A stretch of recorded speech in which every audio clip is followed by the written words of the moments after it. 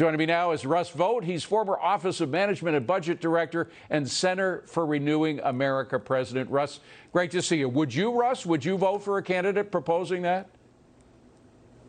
I would, and I hope we have a slew of candidates that put us in a position where we have the ability to have these kind of tax reforms that would actually lead to these types of results. Wasn't it an original part of the Trump tax plan that you were involved with when you were with the OMB? I mean, I seem to remember the idea, that old postcard idea, where your entire form, your tax form, could fit in a postcard and you just mail it in. That would be for everybody, billionaires and middle class and lower class alike. Weren't you actually proposing something like that?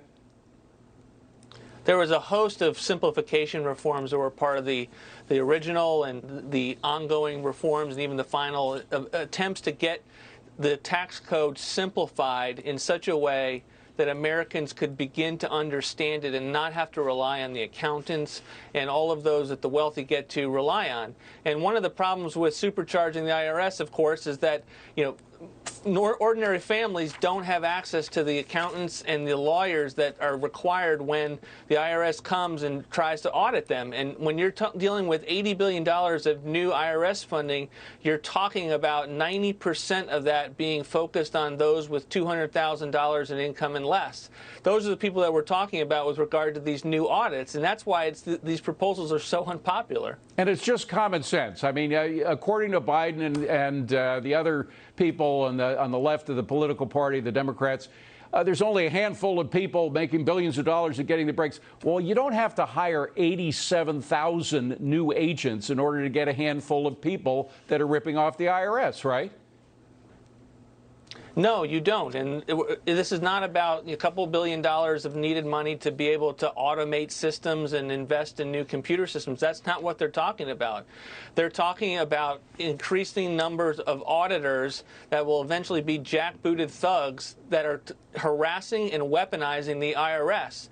And it's not as if we're making this up. The IRS, and this is one of the reasons why I think that you're proposing to get to zero on IRS. The IRS has a blatant history within the last 10 years of being weaponized against the American people, where Congress has had to step in and act and protect organizations from the oversight of the IRS. And now they're talking about not doing that towards nonprofit organizations, but harassing and auditing families across the country, 90% of whom are under $200,000 in income.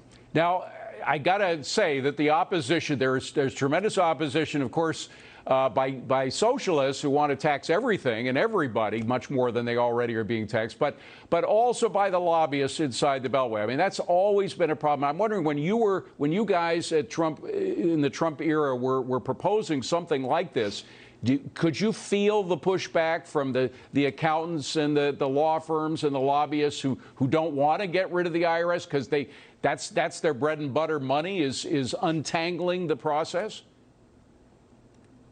Yeah, I mean, the swamp exists. It is real. And it's not just, the corridors of the federal agencies. The swamp is the lobbyists across the country, predominantly in Washington, D.C. And so anytime you're trying to do good things for the American people, you're going to deal with lobbyists that are talking mostly to Capitol Hill and impacting the interests of a particular vote.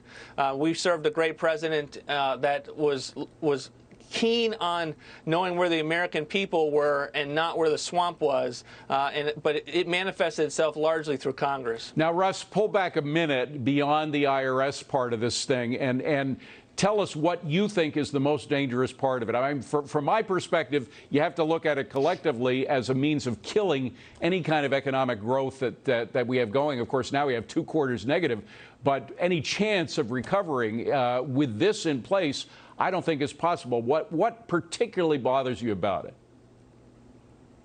Yeah, I would say that the magnitude of the tax increases that we're talking about in the midst of an economy that is in the midst of a recession, $500 billion of new spending that we would be talking about. You have $800 billion of revenue increases, $500 billion of spending, which is largely trying to do the parts of the Green New Deal that go down easy, to changing the incentive structures, the economics that change the economy in such a way that make it so it's easier down the road to do the mandates that they're talking about.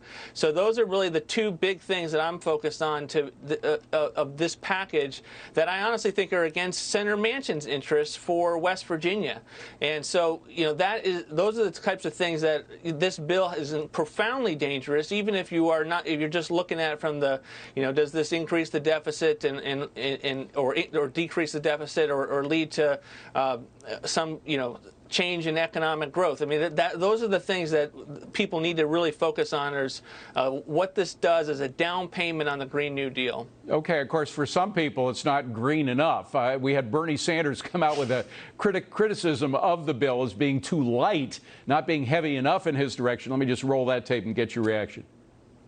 As currently written, this is an extremely modest piece of legislation that does virtually nothing to address the enormous crises that working families all across this country are facing today. This reconciliation bill falls far short of what the American people want, what they need, and what they are begging us to do. Well, what they want and what they need and what they're begging everybody to do is to get rid of the inflation that's killing their families. I mean, that's really at the heart of the thing, and this is just going to make it worse quickly. Yeah, I think that this is something that the left's not going to be wild about, my guess is Senator Sanders goes along and supports this. Yeah. I'd rather put a little bit more hope in Senator Sinema and the hopes that Manchin walks because his side deal doesn't get passed through the House. And I think that's the thing. Right. More clarity on his permitting reforms are not going to make it through the House of Representatives, and that's where I think we've got some shot at defeating this bill. But it's happening so quick, Russ. I mean, they want to vote on it on Saturday. Saturday, they want to vote on it. Is there a possibility it won't succeed in the Senate by the time they vote on it? There is a possibility. Right now, they're going through a procedure that's known as a bird bath to determine what provisions meet the definition of reconciliation, and that's not a quick process, and let's hope it takes a while. All right, Russ Vought. Great to see you, Russ. Thank you. And I'm glad I got your vote for getting rid of the IRS. That's terrific to hear. I appreciate it. We'll do one by one. Some of the best organizations began that way. Thanks, Russ.